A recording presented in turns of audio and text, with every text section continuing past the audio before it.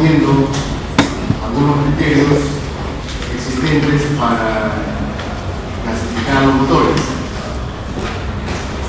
Veamos otro criterio.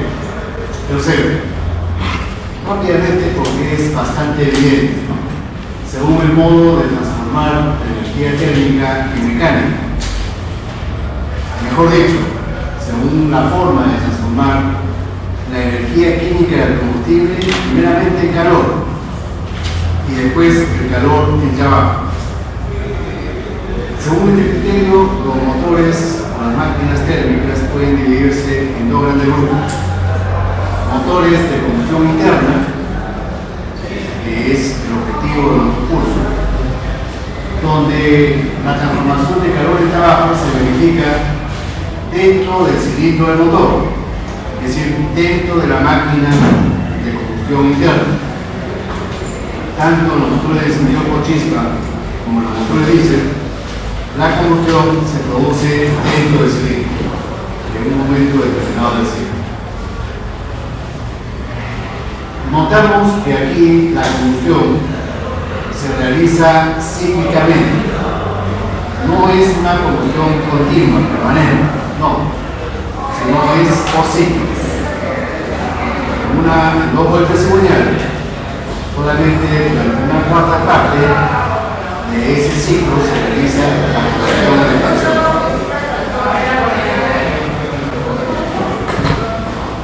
Mientras que los motores de combustión externa, la combustión es un proceso continuo, tal como ocurre, por ejemplo, con la turbina de vapor o la turbina de gas. No me estoy refiriendo a todo el ciclo, ni al ciclo Rankine ni al ciclo Brayton.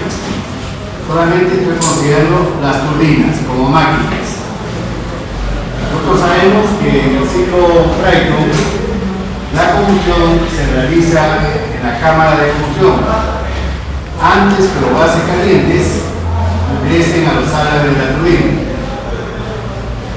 En el ciclo Rankine sabemos que el vapor no se genera en la turbina, se genera en el caldero, ¿no es cierto? Y el calor se suministra externamente. Ese vapor, ya caliente, a presión, recién ingresa a los álabes de la turbina de vapor. Y también tenemos un caso interesante y curioso, el caso de los motores térmicos. Les había comentado en una de las clases pasadas de que este motor Stirling incluso es más antiguo que el motor de combustión interna. Fue inventado por un clérigo escocés en 1816, ¿no? Mucho antes, 50 años antes que el motor Otto. Entonces, ¿qué rasgo particular tienen estos motores o máquinas? En estos motores la combustión es continua, no es periódica. Todo el tiempo está produciéndose la combustión. Esta circunstancia, este hecho, trae dos ventajas. ¿Cuáles son? La primera es que estos motores son silenciosos. Son relativamente silenciosos si lo comparamos con el motor de combustión interna. ¿Por qué? Porque aquí no hay saltos bruscos de la presión, como si ocurre en el motor de combustión interna. Cada vez que se produce el encendido de la combustión, la presión dentro del cilindro sube y se incrementa súbitamente. Esto externamente ocasiona ruido. En cambio acá no, la combustión es continua, tal como ocurre en nuestras cocinas domésticas. En una cocina doméstica la combustión es continua y por lo tanto es un proceso silencioso. La otra ventaja de esta combustión externa es de que nosotros podemos hacer trabajar el motor con mezclas muy pobres. Nosotros la carga del motor la regulamos aumentando o disminuyendo el combustible.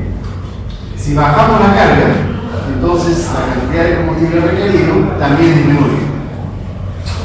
Entonces al motor lo hacemos trabajar con mezclas pobres. ¿Qué ventajas tiene de que el motor trabaje con mezclas pobres? Que la combustión es más completa y el proceso es más eficiente. ¿Por qué? Porque con eso nosotros garantizamos que todo el combustible se queme. En cambio, cuando la mezcla es estequiométrica o la mezcla rica, parte del combustible o no se quema o se quema en forma incompleta, generando productos contaminantes. ¿De acuerdo? Ahora, el motor Stirling tiene una ventaja adicional con respecto a las dos que he mencionado. El motor Stirling realmente puede trabajar con cualquier fuente de calor. Es decir, puede trabajar, por ejemplo, con energía nuclear. Puede trabajar con cualquier combustible, no solamente con los derivados del petróleo. Nosotros podríamos hacer que el motor Stirling trabaje, por ejemplo, con aceite, o con bagazo, o con papel, o con biogás. Realmente con cualquier combustible. Eso obviamente es una ventaja notable. Incluso el motor Stirling puede trabajar con energía solar, tal como se ve, por ejemplo, en la fotografía del lado derecho. Ahí tenemos un concentrador parabólico solar y en el foco de esta parábola, de este paraboloide, ubicamos la parte caliente del motor. En Francia hay motores que tienen megavatios de potencia, motores que tienen motores Stirling que trabajan con energía solar. Entonces, este motor es realmente sorprendente. La cuestión es que no se fabrica masivamente porque es un motor que por cada kilowatt de potencia producido es más pesado. Y además, el motor de combustión interna se produce en serie, masivamente. Los motores Stirling se fabrican uno por unidad, unitariamente. Eso encarece obviamente la producción. Más que todo, el motor Stirling en la actualidad se lo está empleando como máquina para generar frío, para licuar gases, ¿no? Para tecnología criogénica. Ahí realmente en la actualidad el motor Stirling tiene ventajas notables.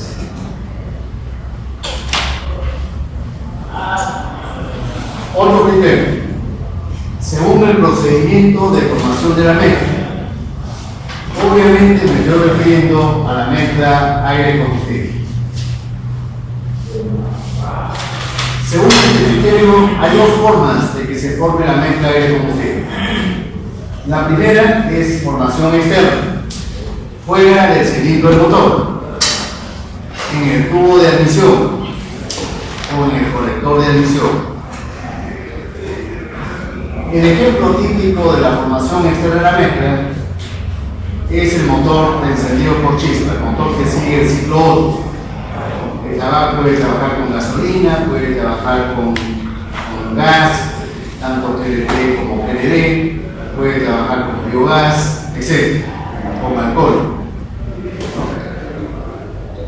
En la figura de la izquierda se muestra una línea de tiempo, cómo ha ido evolucionando los motores de gasolina, de encendido por chispa, con formación externa de la mezcla. Primeramente apareció el motor a gasolina con carburador, ¿no? Estos motores con carburador son motores poco eficientes. En la actualidad su uso en los países desarrollados prácticamente ha desaparecido. No van a encontrar ustedes fácilmente motores a gasolina que trabajan con carburador. ¿Y por qué el carburador, por qué el carburador ha sido desplazado? ¿Por qué ha pasado la obsolescencia? Por una razón sencilla. Si nosotros vemos la figura de la izquierda, acá en el carburador, ¿qué cosa existe? ¿Cómo es el carburador? Vamos a hacer un dibujo para que se pueda entender. Supongan ustedes que este es el cilindro del motor, su válvula de admisión. Voy a obviar la válvula de escape, el pistón del motor. Y para que se produzca la admisión, el pistón tiene que estar bajando. Este es el tubo de admisión.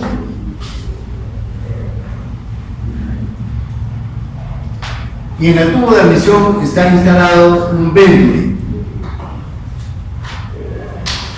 El Venturi tiene una parte convergente corta y una parte divergente larga.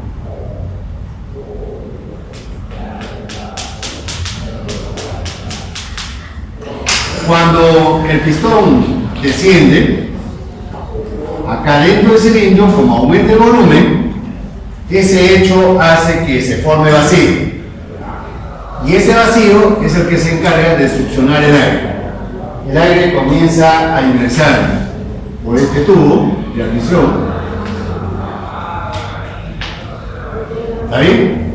Pero, vean ustedes, este Venturi tiene una garganta, una zona más estrecha. Entonces, por continuidad, por la ecuación de continuidad, sabemos que en esta zona el flujo se acelera. Y por Bernoulli, ¿qué nos indica eso? Que baja la presión. En la garganta de este Venturi hay una presión de vacío. Nosotros aprovechamos el vacío para instalar un tubito surtidor, un tubito de pequeño diámetro. Y este tubito está sumergido en una cubeta, en una cuba, donde tenemos gasolina.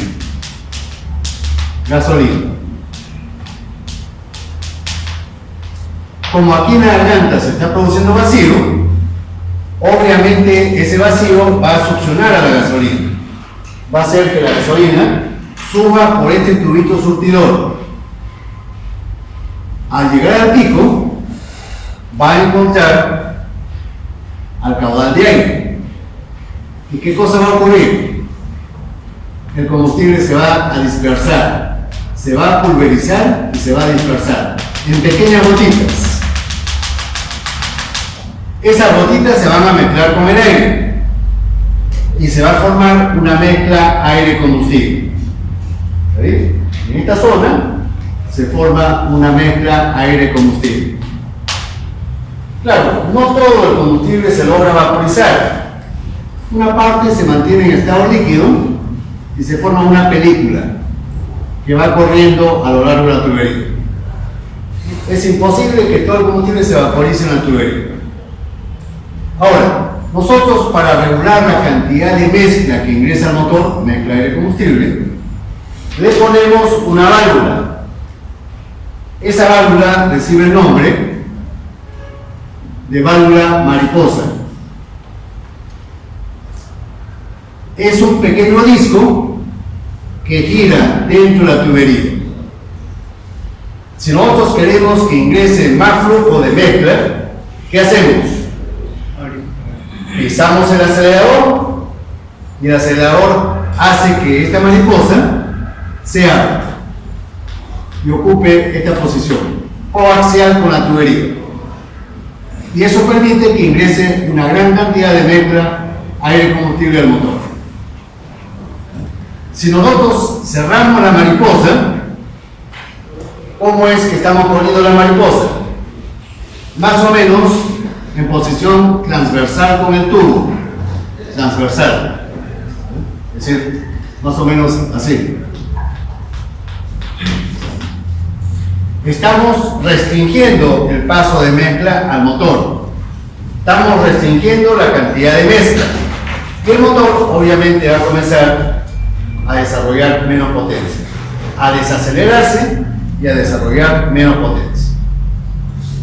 Pero ¿qué cosa ocurre cuando la mariposa se abre o se cierra? ¿Qué le pasa a la pulverización del combustible? ¿Qué va a ocurrir cuando yo cierro una mariposa? ¿Qué creen ustedes que ocurra? ¿La pulverización mejorará o se empeorará? se empeora. ¿Ya? Cuando hay menos aire, porque yo estoy cerrando la mariposa, pasa menos aire, entonces la polarización se empeora, porque vamos a tener menos aire, menos vacío, el combustible se va a pulverizar peor. ¿Está claro? Y la película líquida que se forme va a ser mayor. Y si al motor le entra películas líquidas o combustible en estado líquido, ¿qué cosa creen ustedes que le ocurra a la combustión? ¿Mejorará o empeorará? Sí, podría ahogar. Se empeora, se va a ahogar y se va a empeorar. ¿Por qué? Porque el combustible en estado líquido se quema en forma lenta o simplemente no se quema. Es combustible que se desperdicia por completo, pero no solamente se desperdicia, sino que provoca que en el escape se emitan sustancias tóxicas. ¿Qué sustancias tóxicas? Monóxido más hidrocarburos. Estas sustancias son, por un lado, contaminantes. Tanto el monóxido como los hidrocarburos son contaminantes.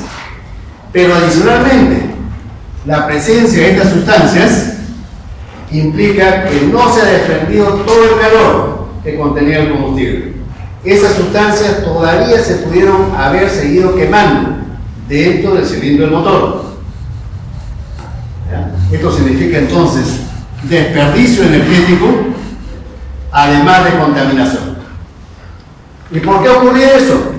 Porque la pulverización se empeoraba cuando yo he cerrado la mariposa. Entonces la pulverización del combustible depende de la carga, depende de la posición de la mariposa. ¿Está claro? ¿Usted quería preguntarme algo? Sí, lo que pasa es que no sé qué es un carburador en sí. Es un mezclador dosificador. Todo este conjunto es el carburador elemental. El carburador real tiene una serie de dispositivos y accesorios complementarios, pero el carburador más sencillo que se puede imaginar uno es este: un Venturi con su mariposa. Ahora, debido a este empeoramiento de la pulverización en función de la carga, es que provocó que apareciera otro sistema mejorado. ¿Cuál es? La inyección de gasolina. La inyección de gasolina. Pero es una inyección externa. El combustible se inyecta a la tubería de admisión, no dentro del cilindro, sino afuera del cilindro. Por lo tanto, sigue siendo conformación externa. ¿Está claro? Los primeros inyectores que aparecieron era un sistema llamado sistema monopunto, monopunto. Un solo inyector. Para todo el motor, un solo inyector. Este inyector se ubicaba antes de la válvula de mariposa. Se siguió manteniendo la válvula de mariposa. Pero este inyector trabajaba todo el tiempo estaba abierto, todo el tiempo permitía la inyección del combustible. Rápidamente este sistema evolucionó y la siguiente versión, mejorada, se le llamó sistema multipunto. ¿Qué cosa es la inyección multipunto o multipunto? Vean ustedes, en este caso hay 4 inyectores, uno para cada cilindro del motor, uno para cada cilindro. En este caso, los inyectores ya no estaban inyectando todo el tiempo. En un motor de 4 cilindros, solamente trabajaban un cuarto del tiempo cada uno de ellos. Un cuarto del tiempo cada uno de ellos. ¿Ya? Entonces, ¿en qué consiste la mejora aquí con respecto al carburador? ¿Por qué este sistema de inyección de gasolina es mejor que el sistema de carburador. Porque en los sistemas de inyección ya la pulverización no depende de la posición de la mariposa, como ocurría en el motor de carburador. Acá la pulverización es independiente de la posición de la mariposa. ¿Por qué? Porque la presión del combustible dentro del inyector depende de una bomba externa, una bomba eléctrica externa, que trabaja siempre a la misma velocidad, no importa con qué carga esté trabajando el motor. ¿Cuánto es la presión de inyección? De 2,5 a 3,5 bares manómetros. Constante, permanente. Eso provoca una polarización adecuada, cualquiera sea el régimen de carga del motor. En cambio, el motor de carburador no ocurría eso. ¿De acuerdo? Pero ahí no se quedó la evolución de los motores de gasolina. En la actualidad existe otro sistema de inyección. Ese primer sistema de inyección lo inventó la firma Mitsubishi, la firma japonesa Mitsubishi, y le llamó sistema PDI, que son las siglas en inglés de inyección directa de gasolina. Inyección directa de gasolina. La gasolina se inyecta directamente al cilindro. Y eso se puede ver en el pequeño esquema que está a la derecha, ¿no? Acá. La gasolina se inyecta directamente al cilindro. Entonces, este inyector obviamente sigue siendo controlado por una computadora. La computadora le ordena cuánto tiempo inyecta el combustible y en qué momento debe iniciarse la inyección. Esa es la ventaja de este sistema EDI. Entonces, en algunos regímenes, la inyección comienza simultáneamente con la admisión del aire. Eso ocurre en los regímenes de altas velocidades. Y en los regímenes de bajas velocidades y bajas cargas, se desfasan estas dos inyecciones. La inyección del combustible se inicia posterior a la inyección del aire, al ingreso del aire, ya en pleno proceso de compresión. Y esto permite trabajar con mezclas pobres, incluso cuando la carga es pequeña. Esa es la ventaja de la inyección directa de gasolina, que es la ventaja del sistema GDI. Permite trabajar con mezclas pobres, aún en los casos de pequeñas cargas del motor. En cambio, el motor de gasolina con carburador, si yo bajo la carga, es decir, si yo cierro la mariposa, ¿qué cosa dije con respecto a la polarización? Se empeora. Incluso mencioné y dibujé unos charcos de combustible, ¿no? Una película líquida. Esa película líquida dije que era totalmente inconveniente, ¿no? Porque no se va a vaporizar y va a provocar desperdicio energético. Esas fueron las palabras que utilicé. Eso me obliga a ¿qué? A que yo enriquezca la mezcla. Para compensar esa falta de vaporización y ese empeoramiento de la polarización, me obliga eso a enriquecer la mezcla en aras de que se compense ese defecto. Pero si yo enriquezco la mezcla, ¿qué va a ocurrir? Se empeora la emisión de monóxido. Se va a formar más monóxido todavía y se van a formar más hidrocarburos, justo lo que quería yo evitar. Con los motores de carburador no se puede evitar eso. Con bajas cargas el motor es muy contaminante. ¿Se imaginan ustedes acá en la ciudad de Lima cómo es eso? Que todo el tiempo el motor está trabajando a baja velocidad y con baja carga. La mariposa está casi permanentemente cerrada. Ese es el peor régimen, el más contaminante. En cambio, cuando yo trabajo con inyección directa de gasolina, en esos regímenes de bajas cargas, como ocurre en Lima, el motor trabaja con mezclas pobres. no necesito yo enriquecer la mezcla con bajas cargas, como sí me obliga este motor. ¿Está claro? Eso, por supuesto, lo vamos a entender mucho mejor cuando estudiemos el proceso de combustión. Por ahora creo que es suficiente con la explicación somera que he dado.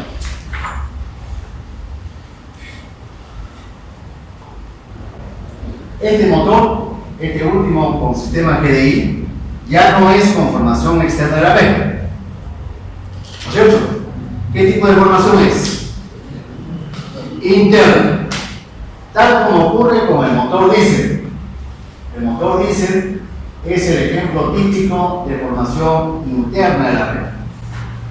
¿Cuándo es que se inyecta el combustible en el motor diésel? Cuando está comprimido, al final del proceso de compresión, ¿no es cierto? Cuando el pistón se encuentra en las cercanías del punto más alto, llamado punto muerto superior. Ahí es donde se inyecta el combustible, ¿no?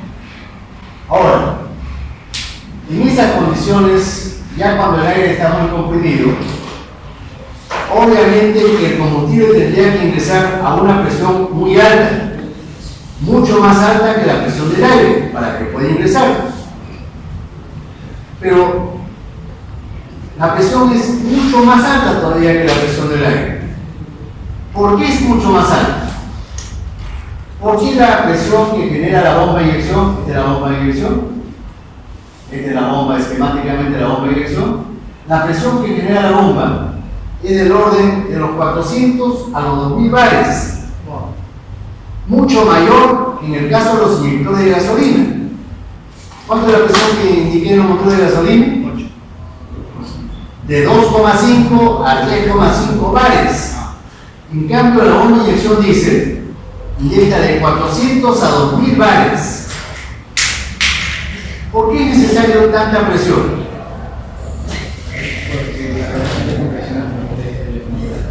Por un lado, para vencer la presión del aire existente dentro de la cámara. Pero eso no es justificación para utilizar una presión tan alta. La justificación más importante, la razón más importante, es que el combustible tiene que inyectarse en gotitas muy finas. Gotitas que tienen diámetro del orden de los micrones. ¿Y para qué quiero que la pulverización sea tan fina? Para que se mezcle bien con el aire. ¿Y qué significa que se mezcle bien con el aire? Que rápidamente se calienten esas gotitas, que rápidamente se vaporicen, que rápidamente se mezclen con el aire y que finalmente se autoenciendan. Eso implica mejorar la formación de la mezcla. ¿Está claro? Por eso es necesario que la pulverización sea tan fina y por eso es necesario que la presión que genera la bomba sea tan alta. Increíblemente alta. Una presión de 400 a 2000 bares se considera una presión muy alta. ¿Está claro? Sí. Y cuando el camión o el motor se apaga, la bomba de inyección de combustible sigue con la presión. Claro, la presión, es decir, por un tiempo determinado, queda ahí y finalmente va escapando por las holguras. Dentro de la bomba de inyección hay una serie de pistoncitos que se mueven en pequeños cilindros. Pero para que se pueda mover tiene que haber una holgura entre los pistones y su cilindro, en la bomba de inyección. Entonces, a través de esas holguras se va escapando el petróleo y la presión va bajando. Cuando yo después de unos minutos, la presión prácticamente va a ser la presión homogénea. Y cuando la presión disminuye y cuando se quiere prender el motor de nuevo, ¿cómo se inyecta La presión es bastante baja y la pulverización del combustible es baja, es mala. ¿Qué cosa ocasiona eso? Humo negro. Cuando el motor diésel arranca por primera vez, emite humo negro. ¿Por qué? Porque las gotas pulverizadas son gruesas. Es decir, las gotas gruesas demoran mucho tiempo en vaporizarse o simplemente no se vaporizan. Y ya sabemos qué le ocurre al combustible que entra en estado líquido. dentro de la cámara. Se quema en forma incompleta.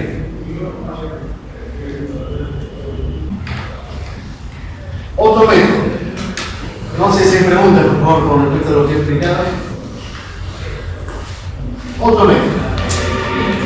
Según el procedimiento de encendido. Esto también es más o menos evidente, ¿no? Según este criterio, hay dos tipos de forma de encender la mezcla o de encender el combustible. Los motores de encendido por chispa, es decir, los motores que siguen el ciclo Otto, donde el combustible que se quema puede ser gasolina, puede ser alcohol, puede ser una mezcla de alcohol con gasolina, puede ser gas natural, puede ser gas licuado, puede ser biogás, etc. En todos estos motores, al motor le ingresa una mezcla durante el proceso de admisión. Una mezcla aire-combustible. Y esa mezcla tiene que resistir la compresión que se produce durante la carrera ascendente del pistón. ¿Hasta cuándo tiene que resistir? Hasta que se produzca la chispa. En estos motores, el encendido tiene que producirse única y exclusivamente por la acción de una chispa eléctrica. En ningún caso la mezcla debe autoencenderse. ¿Está claro? Mientras más alta sea la relación de compresión del motor, es decir, va a haber mayor tendencia a que la mezcla tienda a autoencenderse. Mientras más alta es la relación de compresión, va a haber mayor tendencia a que la mezcla se autoenciende. Para contrarrestar ese hecho, ¿qué tenemos que hacer? Utilizar combustibles con mayor octanaje, ¿no es cierto? Con mayor octanaje. Pero las gasolinas que tienen mayor octanaje son gasolinas más caras. ¿Está claro? Y entonces, ¿para qué yo quiero utilizar altas relaciones de compresión? ¿Qué cosa gano con las altas relaciones de compresión? Mayor eficiencia, efectivamente. No es que la gasolina de mayor octanaje tenga un mayor poder calorífico y que por eso el motor va a desarrollar más potencia. Esa no es la razón de que sea gasolina de alto octanaje, sino que el motor soporte mayores relaciones de compresión sin autoencenderse. Entonces voy a poder conseguir mayores eficiencias. Y si la eficiencia mejora, eso sí me ocasiona de que el motor desarrolle más potencia. Pero la mayor potencia, repito, no es porque la gasolina tenga mayor poder calorífico. Ese es un error que muchas personas creen, que la gasolina de alto octanaje desarrolla más potencia en los motores porque estas gasolinas tienen alto poder calorífico, muy alto poder calorífico. Eso no es cierto. Ahora, la otra forma de encender al combustible es por el calor que se genera durante la compresión. Ese es el caso de los motores diésel. En los motores diésel ya no hay bujías, no hay necesidad de bujías. Cuando el combustible se inyecta, y hay que inyectarlo en un momento determinado, ¿qué cosa va a ocurrir? Ese combustible que se inyecta con pequeñas gotitas rápidamente se va a vaporizar, rápidamente se va a mezclar con el aire y rápidamente se va a autoencender. Cuando digo rápidamente, ¿cuánto es la demora entre el momento que yo inyecto y el combustible se autoenciende? Son 2 milisegundos como máximo. ¿Se imaginan? En 2 milisegundos el combustible se autoenciende por acción del calor del aire caliente. El aire tiene que estar lo suficientemente caliente para que el combustible que yo inyecte se autoencienda rápido. ¿A qué temperatura está el aire cuando yo inyecto el combustible? 400, 450, 500, 550, 600 grados centígrados. De 400 a 600 grados centígrados. ¿Está bien? ¿Y cuánto es la temperatura del autoencendido del combustible? 200, 250. ¿Ya? Entonces la temperatura del autoencendido del petróleo es de 200 a 250. Y la temperatura del aire durante la compresión es 600. Entonces uno podría pensar, ¿y por qué tanta diferencia? ¿Por qué hay necesidad de que la compresión sea tan alta en el motor diésel? Si con 250 es suficiente. ¿Por qué tengo que calentar el aire hasta 600 durante la compresión? Porque una mayor temperatura inicial. Esa es una razón. La otra es para que el tiempo que demore el autoencendido no sea muy largo. ¿No es cierto? Mientras mayor sea la temperatura del aire, más corto va a ser ese retraso del encendido. Más rápido se va a quemar, se va a autoencender el combustible. ¿Qué pasaría si la temperatura de compresión, al final de la compresión, fueran 300 grados o 350? ¿No creen ustedes que eso va a provocar que la demora del autoencendido sea mayor? Y ese tiempo de demora no podría ocasionar de que el encendido se produzca ya cuando el pistón está descendiendo. Tanto la demora del autoencendido que se produce ya cuando el pistón está descendiendo en la carrera de expansión. Ya cuando la temperatura dentro del cilindro bajó. Y si la temperatura del aire baja en el momento en que el combustible se autoenciende, ¿qué provoca eso en la combustión? Que sea incompleta y que sea lenta. Completa, incompleta y lenta, por lo tanto ineficiente. Se comprueba entonces lo que su compañero dijo. ¿No es cierto? Usted dijo eso. Eso provoca que la combustión baje su temperatura. ¿Y por qué baja? Porque hay mucha demora del autoencendido. Este ya se está produciendo cuando el pistón ya bajó. En esas condiciones, ya como el pistón abajo, las condiciones de combustión son muy malas, de bajas temperaturas. ¿Se entendió eso, por favor?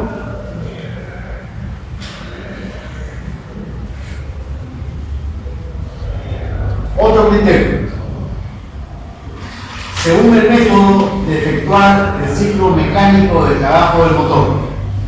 Según el método de efectuar el ciclo mecánico del motor. En sus diapositivas, en su presentación, no aparece la palabra mecánico, el adjetivo mecánico. Eso lo he agregado recién hoy. Ciclo mecánico.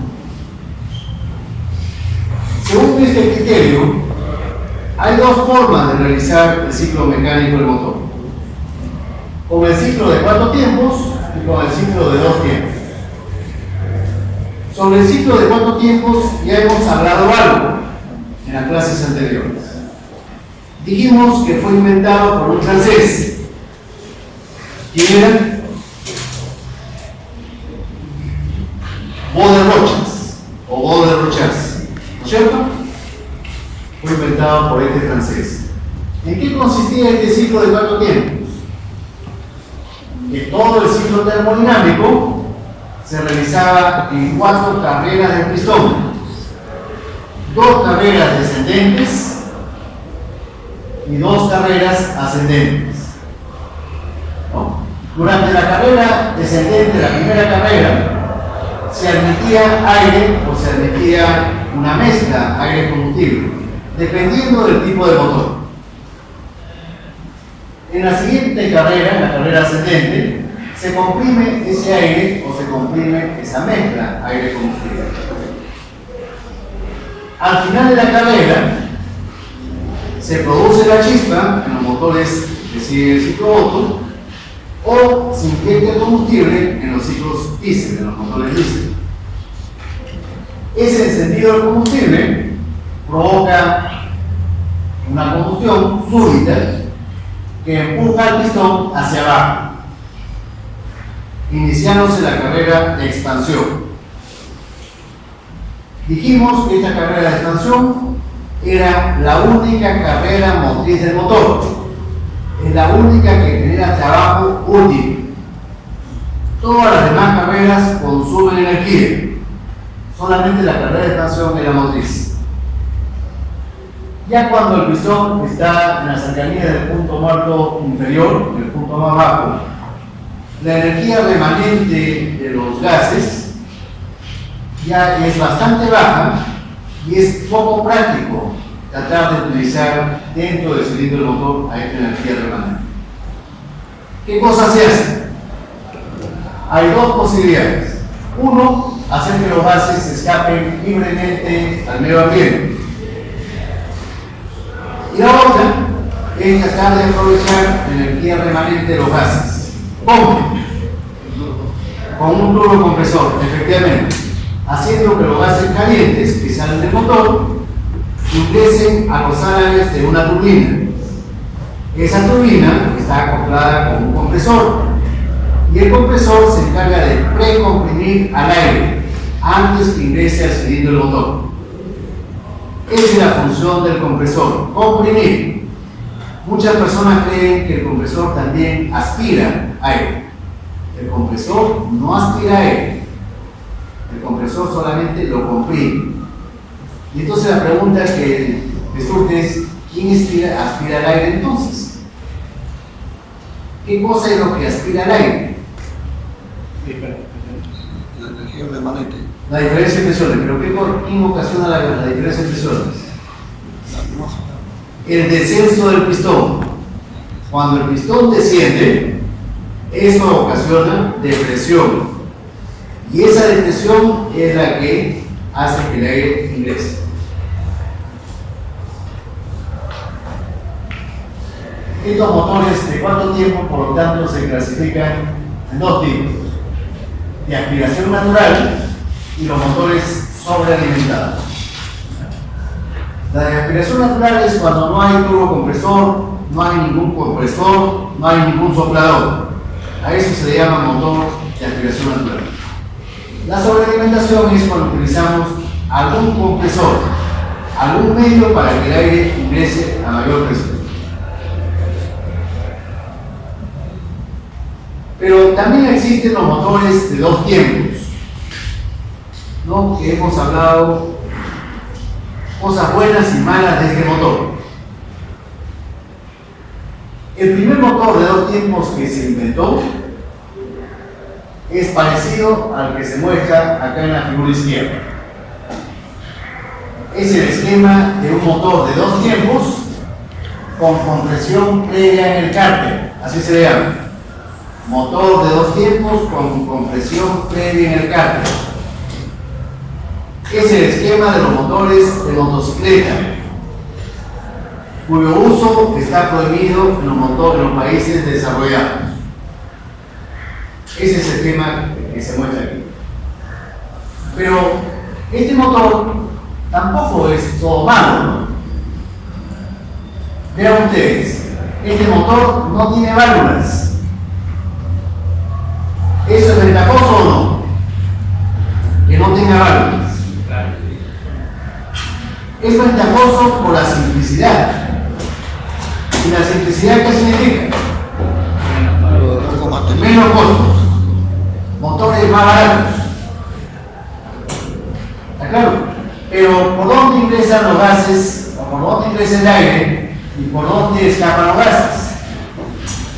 A través de unos agujeros que hay en el monobloc o en el cilindro del motor.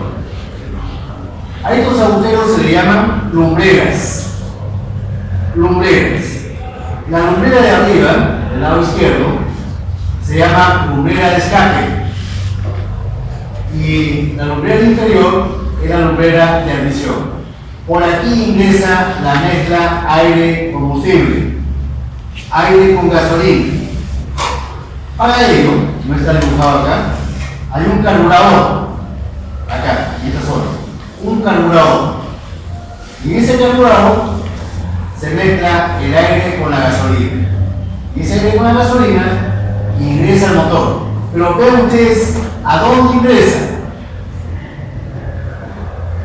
No ingresa directamente a la cámara de combustión. ¿A dónde ingresa previamente?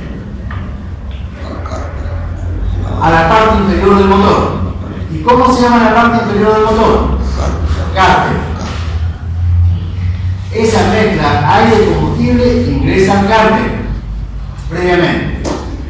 Ahora, cuando el pistón está bajando, vean ustedes que va a llegar un momento en que el pistón tapa a la lumbrera de escape. Y entonces el cárter queda hermético. Y la mezcla aire-gasolina que ingresó previamente, como el cárter es hermético, se comprime. De ahí proviene el nombre de compresión previa en el cárter. El movimiento del pistón comprime a la mezcla aire-gasolina que previamente ha ingresado al cárter. ¿Se entiende? Ahora, en la parte derecha ven ustedes que hay un tubo adicional, un conducto adicional, o una lumbrera accesoria secundaria. Si el pistón sigue descendiendo más, como ocurre acá, sigue descendiendo más, ¿qué va a ocurrir en un momento determinado? ¿Qué le va a ocurrir a esta lumbrera secundaria? Se va a abrir, se va a descubrir. ¿Y qué va a permitir eso? Que la mezcla aire-gasolina que estaba en el cárter ya comprimida, precomprimida, ingrese al cilindro del motor por efecto de la compresión previa que hubo aquí. Ingrese a la cámara de combustión. Noten ustedes que en la cabeza del pistón hay esta especie de sombrero que se llama deflector. ¿Para qué sirve ese deflector? ¿Para qué sirve ese deflector que está en la cabeza del pistón? Para obligar a esta mezcla aire-gasolina a subir dentro de la cámara de combustión y que no se bypassee directamente al escape. Si no hubiese, esa mezcla en su mayor proporción escaparía por la lumbrera de escape. Pero esa es gasolina que estaríamos perdiendo. Entonces, perdón, están abiertos simultáneamente, vean ustedes. Esta lumbrera auxiliar con esta lumbrera de escape están abiertos simultáneamente. Si no hubiese este deflector, entonces esta mezcla rápidamente escaparía por acá. Claro, de todas maneras va a escapar un poco de mezcla, pero estamos disminuyendo, minimizando ese escape con la ayuda de ese deflector. Ahora, ustedes se preguntarán, ¿y en qué momento se produjo el ingreso del aire con la gasolina al cárter? ¿Cómo es que ocurrió esto? La única forma para que la mezcla ingrese al motor, al cárter del motor, es por diferencia de presiones. ¿No es cierto? Porque no hay ningún compresor. Tendría que ser por diferencia de presiones. Pero para que se produzca esa diferencia de presiones, en el cárter tuvo que haber vacío, un ligero vacío. ¿Y cuándo se produjo ese vacío? En la última secuencia, cuando el pistón está subiendo. Cuando el pistón está subiendo, aumenta el volumen en el cárter. Y ese aumento de volumen provoca vacío. ¿No es cierto?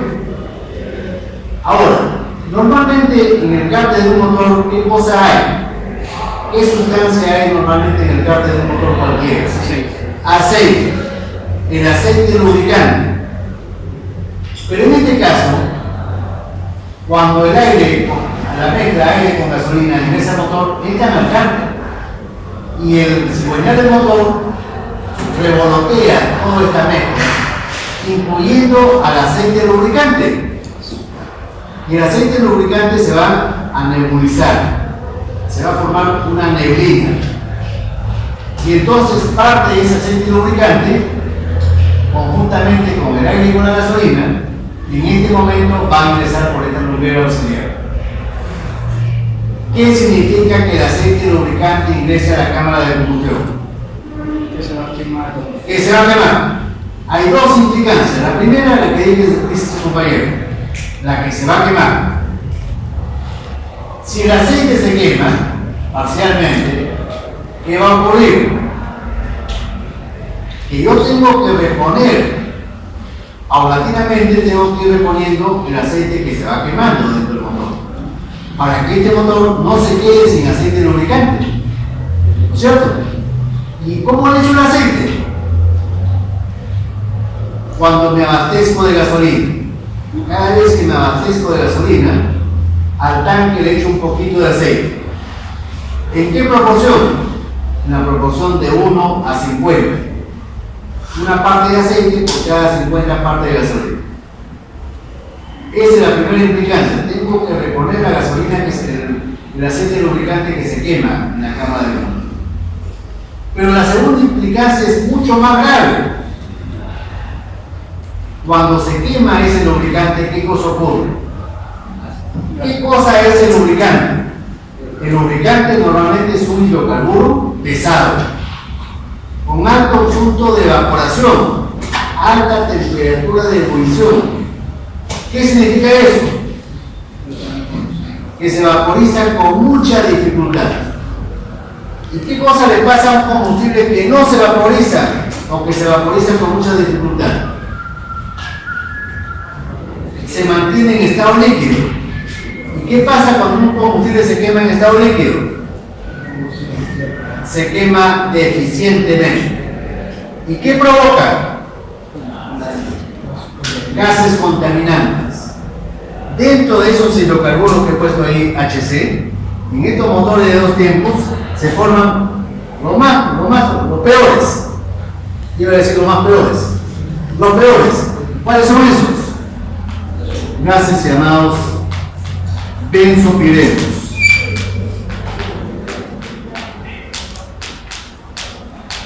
Quiero que lo apunten y que lo busquen. Benzopirenos. ¿Qué color tienen estos benzopirenos?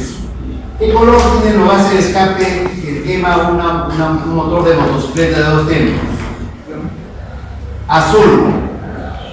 Cuando el motor emite gases de escape azules, eso es sinónimo inequívoco, síntoma inequívoco de que el motor está quemando aceite.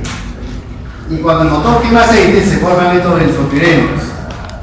¿Y por qué son tan graves y tan tóxicos estos benzopirenos? Porque son cancerígenos. Cancerígenos. A ver, un dato con respecto a estos benzopirenos. Cuando nosotros hacemos carne asada a la brasa y esta carne se quema, la superficie se quema, por ejemplo, el pollo, el pellejo externo, a mucha gente le gusta quemado, ¿no? Que esté crocante, que esté negro el pellejo. Ese pellejo negro quemado es el que tiene benzopireno. Comprobadamente, no hay que permitir que se queme el pellejo. Y si se quema, hay que sacarlo. No comerlo, a pesar de que es la parte más rica del pollo.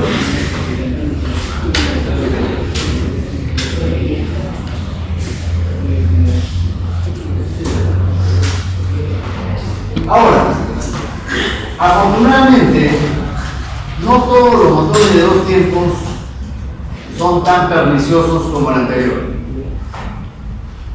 Los motores más grandes, habíamos comentado en la clase pasada, que son motores diésel de dos tiempos. Los motores de transatlánticos, de cargueros, de locomotoras, son motores de dos tiempos.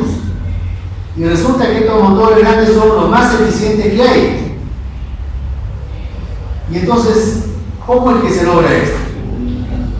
Con un esquema diferente. El esquema que se utiliza es este, por ejemplo. ¿En qué se diferencia este esquema del anterior? Vemos que, por ejemplo, aquí el escape ya no se produce a través de válvulas, a través de lumbreras, sino que hay válvula de escape. La de arriba hay válvula de escape. Y la admisión se produce a través de lumbrera. A través de lumbreras. Es decir, si nosotros tratamos de explicar cuál es la secuencia, notamos, por ejemplo, que en la primera carrera descendente, se está produciendo la expansión de los gases, después que se ha producido el encendido, ¿no? Cuando el pistón está prácticamente en la cercanía del punto muerto inferior, se producen casi simultáneamente tanto el escape de gases como el ingreso del aire fresco, por acá, por esta lumbrera. La pregunta es, ¿cómo es que el aire ingresa? En los motores de aspiración natural, el aire ingresaba porque la válvula de admisión estaba arriba, y esta válvula se abría cuando el pistón comenzaba a bajar, y este descenso provocaba vacío dentro del cilindro, y eso obligaba al aire a entrar.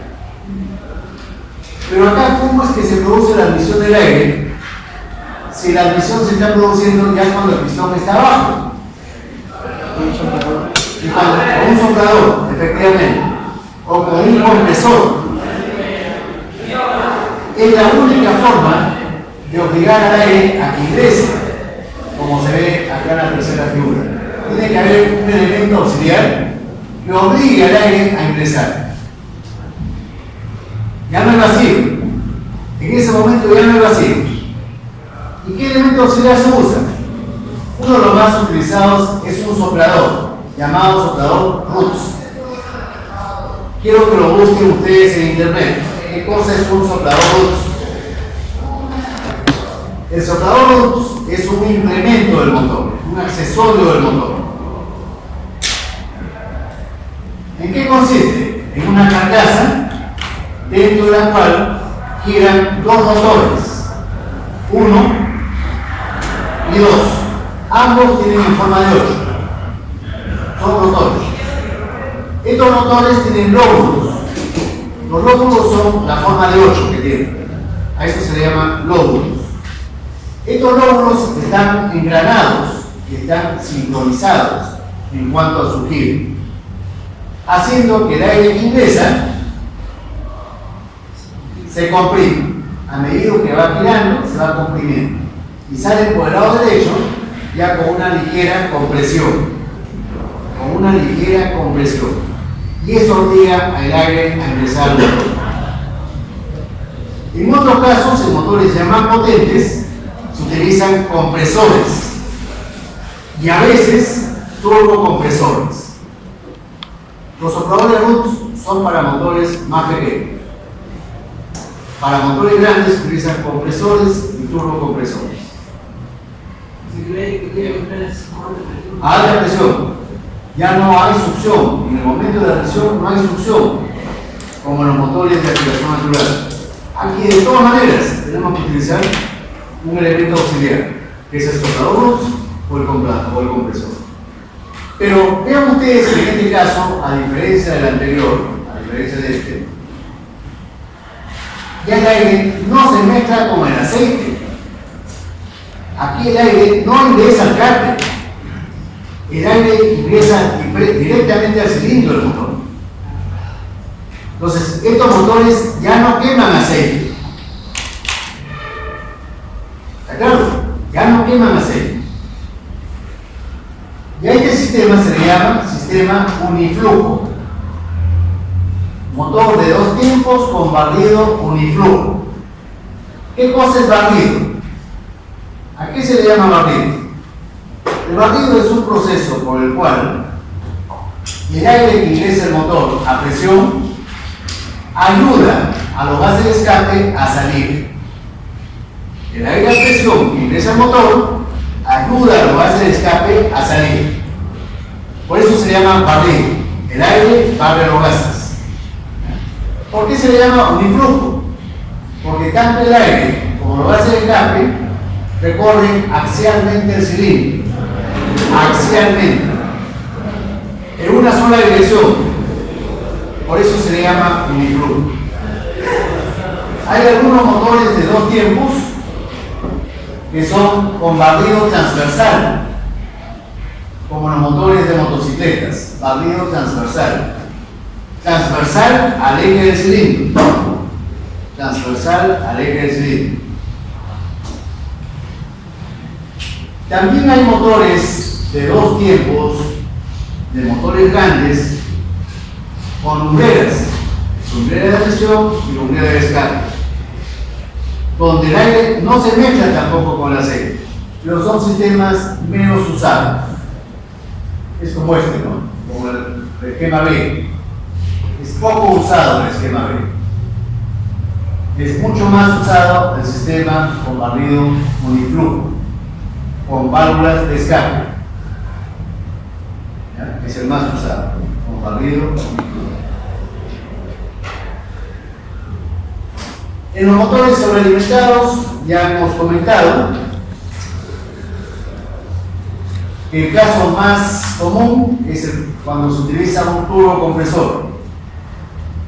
Los gases calientes, en vez de expulsarlos directamente al medio ambiente, pasan previamente por los álabes de una turbina. Estos gases calientes provocan que la turbina comience a girar y ese giro se transmite al motor de un compresor. El compresor se encarga de precomprimir al aire. La función del compresor no es succionar al aire, es comprimirlo, precomprimirlo. Con eso podemos conseguir que se queme más combustible. Y si se quema más combustible, el motor desarrolla más potencia. Resulta que el turbocompresor es un accesorio relativamente pequeño. Para un motor, por ejemplo, de una Custer, el turbocompresor es del tamaño no mayor al de una pelota de básquet. Para un motor de Custer. Entonces, no le estamos agregando ni peso ni volumen al automóvil. El automóvil va a tener casi el mismo peso y el mismo volumen ocupado por el motor, puesto que el turbo está ocupando el tamaño de una pelota de básquet. ¿No creen ustedes que para un motor automotriz eso es sumamente ventajoso? Un motor más potente, del mismo tamaño. ¿No es cierto? Un motor más potente con el mismo tamaño. Eso va a implicar mayor aceleración del motor, del vehículo. ¿En cuánto se incrementa la potencia? De 25 a 35% más de potencia. Con el mismo peso, con el mismo tamaño. Por supuesto, el turbo no es gratuito. El turbo cuesta. En casos especiales se puede utilizar un sistema mixto de sobrealimentación. Es decir, un soplador Roots más un turbocompresor. Pero esto solamente se justifica en motores muy grandes. Por ejemplo, ¿en qué motores? Por ejemplo, en motores de locomotoras. ¿No es cierto? En un automóvil nunca van a ver este esquema con sobrealimentación mixta. Porque el automóvil, en vez de costar $20,000, costaría $50,000 o $60,000. Nadie va a comprar ese vehículo. En cambio, una locomotora que cuesta $1 millón, ahí sí se justifica un sistema mixto.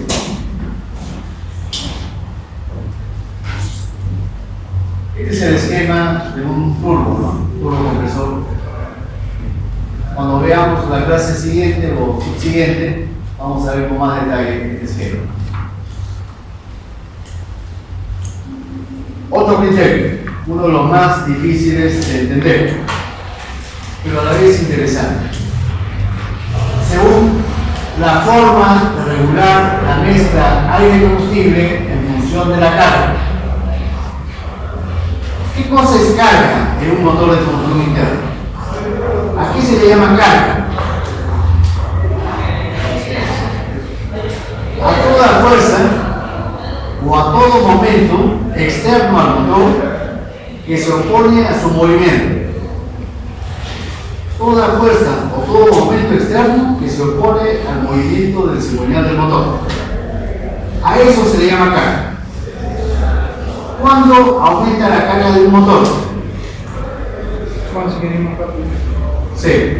Por ejemplo, si el motor es automotriz, cuando el automóvil sube más pasajeros. ¿Por qué? Porque si suben más pasajeros, aumenta la fuerza normal entre el pavimento y las llantas. ¿Cierto o no? Y si aumenta la fuerza normal, ¿qué le pasa a la fuerza de rozamiento? Aumenta. Y esa fuerza de rozamiento se está oponiendo al movimiento de seguridad. Ese es el mayor cambio. También puede ocurrir, por ejemplo, que empeore la calidad del pavimento, del asfalto. Si empeora la calidad del pavimento, estoy aumentando el MU, el coeficiente de rozamiento. Si aumenta el coeficiente de rozamiento de la rodadura, ¿no es cierto que está aumentando también la fuerza de rozamiento? Y por lo tanto, la oposición al giro del cigüeñal.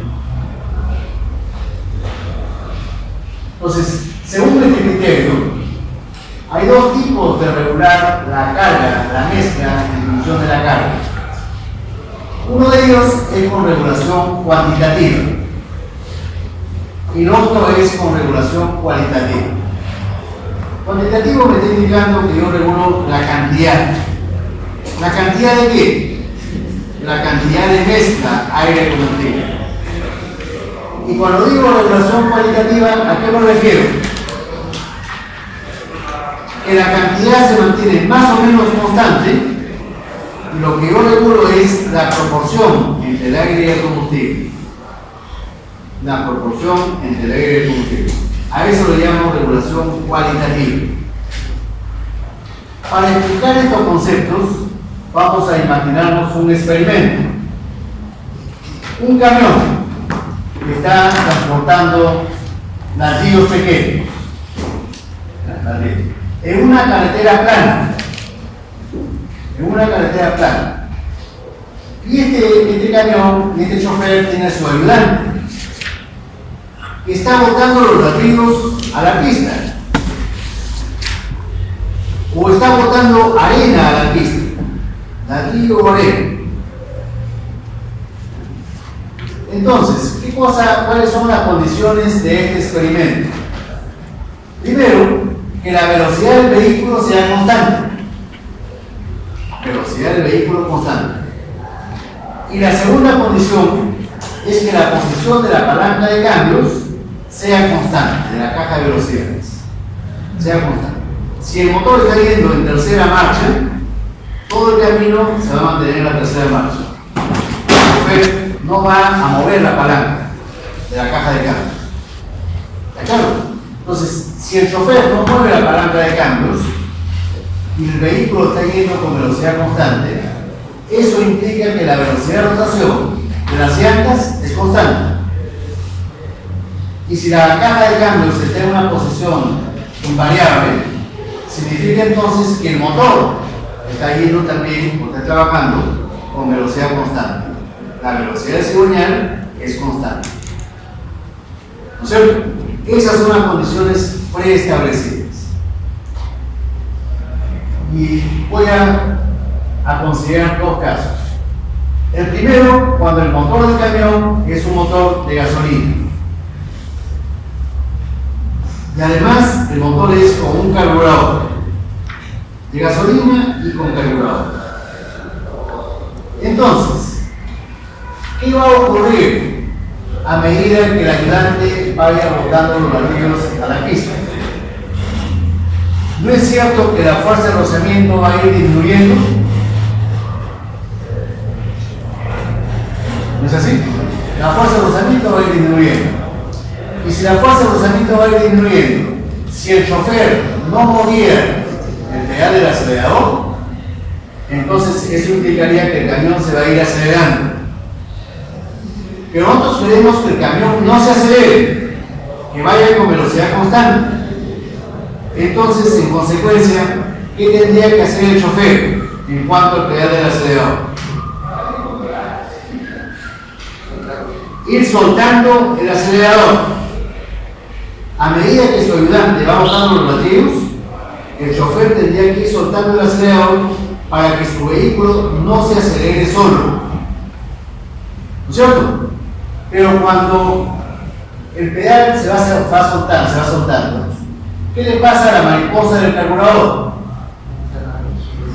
Se va a ir cerrando. Y cuando se cierra la mariposa, ¿qué le va a pasar al aire que ingresa al motor? Va a ir bajando, porque estoy poniendo una mayor obstrucción al paso del aire.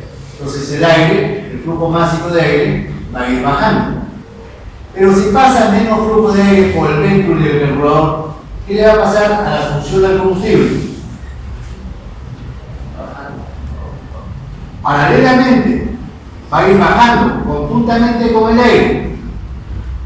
Si pasa menos aire por el venturi, se va a succionar menos combustible en el venturi.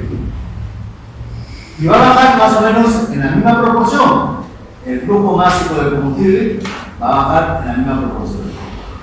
Si el aire y el combustible bajan en la misma proporción, ¿qué va a pasar a la mezcla? Aire-combustible. Va a bajar también en la misma proporción que el aire. Si el aire se reduce a la mitad, la mezcla también se va a reducir a la mitad. A ese tipo de regular la cantidad de combustible y de mezcla se le llama regulación cuantitativa. ¿Se entiende por qué se le llama cuantitativa? Yo estoy regulando la cantidad de mezcla en función de la carga. Si la carga se duplicara, yo tendría que aumentar la cantidad de mezcla en la misma proporción más o menos. Si la carga se redujera a la mitad, yo tendría que reducir la mezcla también a la mitad. ¿De acuerdo? Por eso se le llama regulación cuantitativa. Ahora, en los motores dicen, no ocurre esto. ¿Por qué no ocurre esto? Porque los motores dicen, no tienen ninguna mariposa. En el punto de admisión no hay ninguna mariposa. Y eso realmente es una ventaja, como vamos a ver en el resto del curso. El hecho de que el motor dice no tenga mariposa es una ventaja. Y entonces uno podría preguntarse, ¿cómo regulo entonces la carga si no hay una mariposa? Resulta que en este caso los motores dicen que el pedal del acelerador está unido o está relacionado con la bomba de inyección. Cuando yo piso el pedal del acelerador, lo que estoy haciendo indirectamente es aumentar el flujo másico de combustible. Si yo piso el acelerador, estoy aumentando el flujo másico de combustible. Y viceversa, ¿no? Y viceversa. Entonces, en nuestro ejemplo del camión, con su ayudante y responsable que bota los ladrillos, ¿qué va a ocurrir a medida que este vaya botando los ladrillos al pavimento? ¿Qué cosas tiene que hacer el chofer? Como en el caso anterior, tiene que hacer lo mismo. Tiene que ir soltando el pedal del acelerador. Y cuando haga eso, ¿qué va a pasar con el combustible? Va a ir disminuyendo. Paulatinamente el flujo de combustible va a ir disminuyendo. Pero ¿qué le pasa a él? El combustible disminuye. Pero ¿qué le pasa a él? Acá estoy indicando que es constante. Pero la pregunta es, ¿por qué es constante? Porque no depende No depende del acelerador, ¿no es cierto? ¿De qué depende entonces el aire? De qué tan rápido se mueven los pistones en la admisión. ¿Qué tan rápido bajan los pistones en la admisión? Eso es lo que provoca la succión del aire, ¿no es cierto? Ahora, si el vehículo está yendo con velocidad constante, lo que determina que el cigüeñal también se mueva a velocidad constante porque no he movido la palanca de cambio de la caja de cambio. ¿Qué significa eso?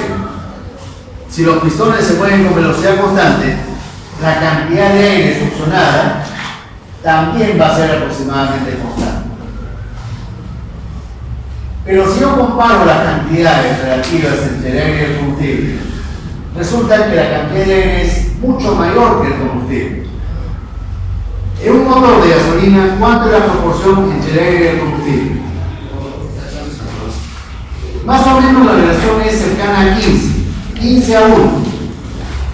Para cualquier régimen, esa relación se mantiene más o menos constante. Pero en un motor diésel no. En un motor diésel, por ejemplo, a medida que el ayudante vaya botando los latidos al pavimento, el aire más o menos tiene una proporción de 22 a 1, con máxima carga, cuando el pedal está pesado a fondo, 22 a 1. 22 partes de aire por una parte de combustible, partes sin masa. Pero cuando la carga se reduzca a la mitad, cuando el ayudante haya botado la mitad de latidos, la carga se va a reducir a la mitad. ¿Eso es mucho? No. La cantidad de mezcla no ha cambiado mucho. ¿Qué cosa es lo que ha cambiado entonces? La proporción entre el aire y el combustible. Si al principio la relación era 22 a 1, cuando la carga se reduzca a la cuarta parte, esa relación va a ser ¿cuánto? 88 a 1. Eso se ha cambiado significativamente, la relación aire-combustible. Si la relación fuese de 88 a 1, significa que la mezcla se ha empobrecido o que la mezcla se ha enriquecido. Se ha empobrecido ostensiblemente. ¿Y qué implicancia tiene que la mezcla se empobrezca? Que se va a quemar mayor cantidad de combustible. Va a ser la garantía de que la combustión es más completa. Que no voy a desperdiciar combustible ni tampoco voy a contaminar. Cuando un motor diésel trabaja con cargas pequeñas, la contaminación es casi cero. Cuando un motor trabaja con cargas pequeñas, la contaminación es casi cero. Y entonces, ¿por qué se ha satanizado al motor diésel? ¿Por qué se dice que están contaminando? ¿Cuándo es contaminante el motor diésel? Cuando al motor lo estoy acelerando y frenando continuamente. ¿Y cuándo ocurre eso? Cuando hay tránsito, ¿no es cierto? Cuando el vehículo está transitando por la ciudad. ¿Por qué creen ustedes que en las ciudades de los países desarrollados está prohibido que los camiones grandes pasen por el centro de la ciudad? Por eso, porque contamina. Cada vez que uno acelera, el motor emite una bocanada de humo negro. Ese humo negro es el contaminante. Pero si el pedal está en posición constante, el motor diésel es poco contaminante, mucho menos que cualquier motor de gasolina. Entonces el motor diésel justamente se lo ha satanizado. Yo soy un defensor del motor diésel. Eso ocurre cuando los motores pesados, de vehículos pesados, transitan por la ciudad. Por eso que en las ciudades de otros países se prohíbe incluso que autobuses con motores diésel transiten por la ciudad. Los motores son a gas, omnibuses a gas, como el Metropolitano. ¿Han visto alguna vez que algún omnibus del Metropolitano bote humo negro? Nunca, ni cuando arranca. A veces sí. Eso ya es con el envejecimiento o con la desregulación. Pero si el vehículo está en buenas condiciones, no debe emitir humo negro, de ninguna forma. Sí. Yo he visto en los autos a gas que encienden a gasolina. En el caso de los buses también encienden a gasolina primero y hacen la conversión. Sí. ¿Por qué? ¿Recuerdan ustedes que les indiqué que los motores a gas tienen que tener un calentamiento del gas?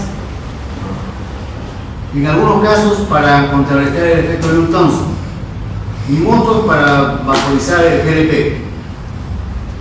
Resulta que cuando el motor lo arranco, el agua del sistema de enfriamiento está frío y yo requiero agua caliente para vaporizar el gas o para calentarlo y contrarrestar el efecto Newton. Cuando yo arranco el ómnibus, el agua está fría. Por eso es difícil arrancar un motor a gas con gas. Es fácil arrancarlo con gasolina y es muy difícil arrancarlo con gas. Salvo que la temperatura del medio ambiente sea alta, ¿no? Por ejemplo, en Iquitos, yo puedo hacer trabajar el motor a GLP, el arranque incluso con GLP, directo, sin necesidad de gasolina. Pero ese es en Iquitos, ¿no? Sí, un problema más. Yo he visto Hyundai importados de Corea que son solo a GLP. Sí. En ese caso, Se llaman motores dedicados, exclusivamente con GLP. En estos sistemas, que son de alta relación de compresión, y el motor ya no tiene 10 ni 11, no puede tener por ejemplo 12 de relación de compresión, con el cual yo puedo mejorar ostensiblemente el rendimiento y por lo tanto la potencia. Estos sistemas obligan a tener accesorios que faciliten el arranque. Este motor Wankel ya no tiene un pistón de movimiento alternativo, sino tiene un rotor que se asemeja a un triángulo lobulado. Este es el rotor lobulado. Y en la parte interna tiene un mecanismo satelital, ¿no? Un sistema de transmisión por engranajes satélites. Sistema planetario, sistema planetario. Y la cámara, la carcasa, es una cámara especial que tiene forma llamada epitocoidal. Epitocoidal. Es una forma especial, una geometría especial. Noten ustedes también que este motor no tiene válvulas. No tiene válvulas. Tiene una lumbrera de admisión y una lumbrera de escape. Este motor, dentro de sus desventajas, es que no tiene cárter. Entonces la pregunta es, ¿cómo se lubrica? Se lubrica como el motor de motocicletas de 2 tiempos, mezclando la gasolina con el aceite lubricante. Entonces, al motor le ingresa una mezcla aire, gasolina y aceite. Y ya sabemos qué ocurre cuando el motor quema aceite. ¿Qué ocurre? Es altamente contaminante. Cuando un motor quema aceite es altamente contaminante. Los motores viejos, por ejemplo, con cilindros desgastados, todos queman aceite. Ese motor viejo desgastado, un motor de 4 tiempos, ¿eh? Pero viejo, van a ver ustedes que emite humo azul. Eso significa que está quemando aceite. ¿Por dónde y cuánto quema aceite? ¿Cuánto ingresa aceite a la cámara de combustión en estos motores viejos? Los anillos. Por los anillos. ¿Cuándo? Desgastado. ¿En qué momento del ciclo? ¿En qué carrera? Admisión. ¿Por qué? Es correcto, está muy bien esa respuesta. ¿Por qué? Porque en la admisión hay vacío en la cámara de combustión. Y en el cárter hay una presión ligeramente mayor que la atmosférica. Por diferencia de presiones, el aceite sube a la cámara de combustión. ¿Y por qué sube? Porque las holguras entre los anillos y el cilindro son altas. Entonces, esos motores viejos son altamente contaminantes. Ahora, en este motor, vean ustedes que entre el rotor y la carcasa se forman 3 cavidades. 1, 2, 3. Y a medida que el rotor va girando, los volúmenes de estas cavidades van cambiando. Cuando está pintado acá de azul, ¿qué cosa está representando esto? Que la mezcla aire combustible más aceite está ingresando al motor. Se está produciendo carrera de admisión en esa cavidad. Después, esta cavidad va a ocupar la posición que se muestra aquí. Vean ustedes que el volumen es más pequeño, el volumen verde es más pequeño que el celeste. ¿Qué significa eso? Que se ha comprimido, que esa mezcla de combustible se ha comprimido.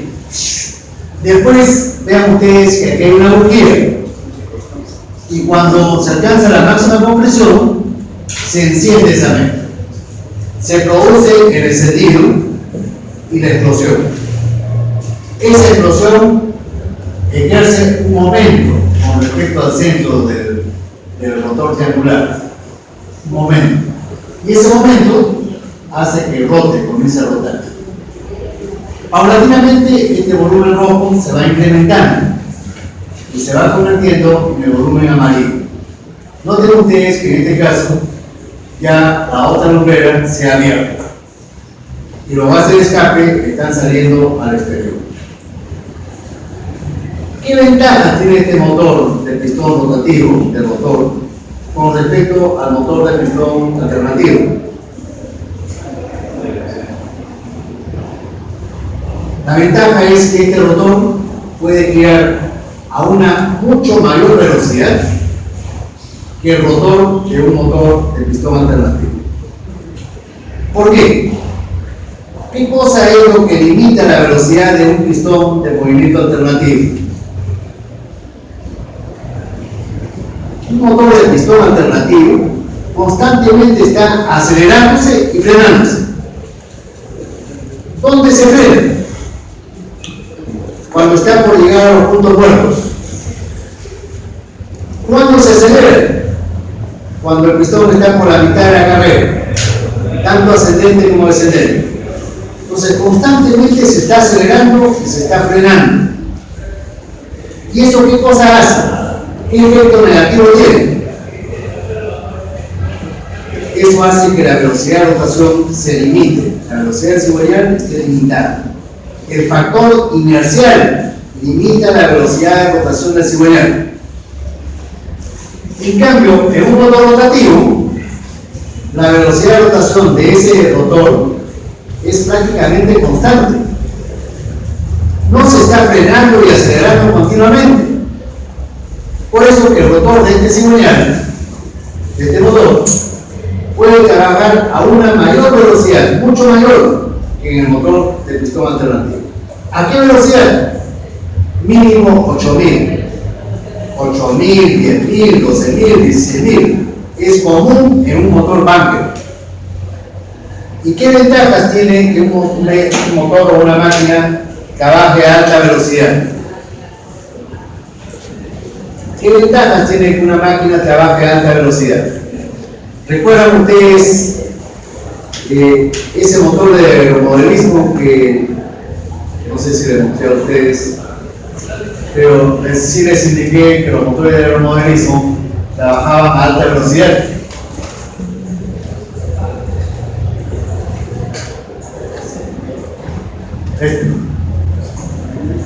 ¿Recuerdan la velocidad que trabajaba ese motor de aeromodelismo?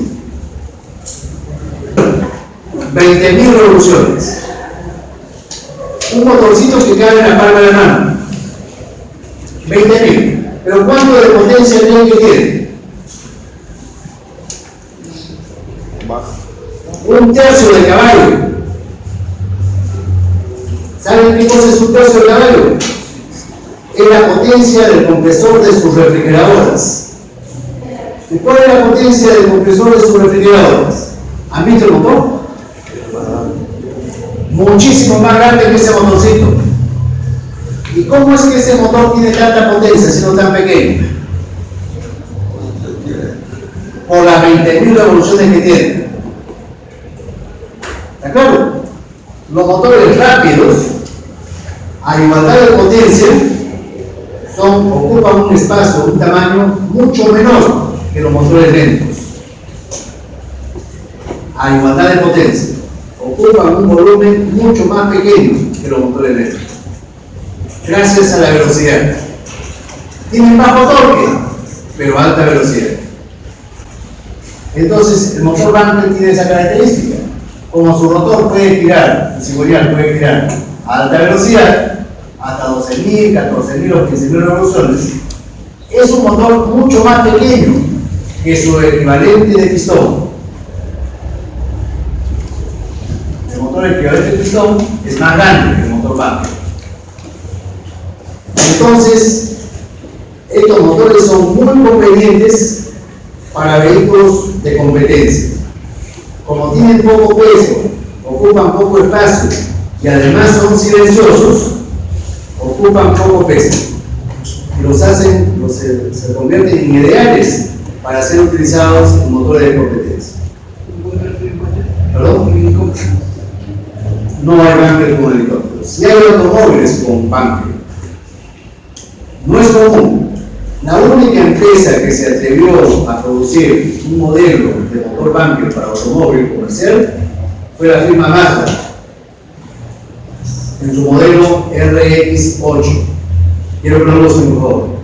El Mazda RX8 con motor bunker. Pero actualmente es fabricar autos. Sigue fabricando, poco por supuesto, poco.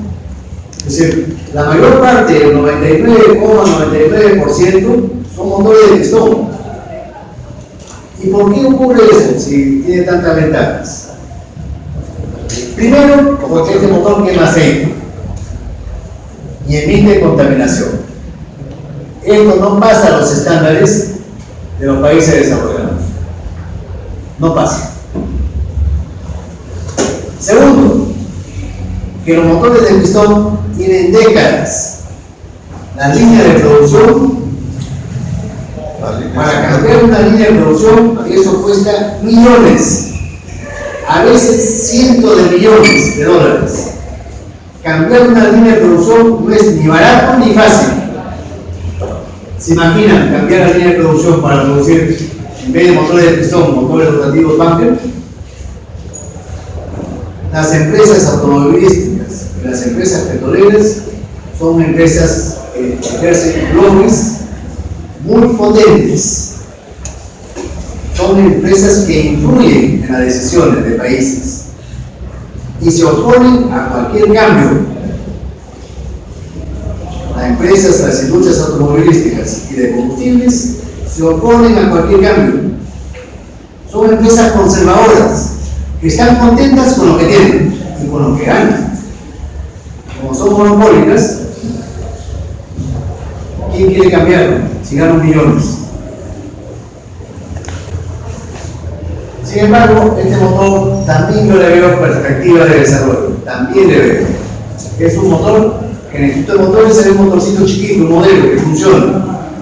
Lamentablemente no sé si el actual director o los dos últimos lo han hecho seguir funcionando. Pero ustedes como alumnos pueden pedir una demostración, que lo hagan funcionar ese motor. Y van a ver lo silencioso que es el motor.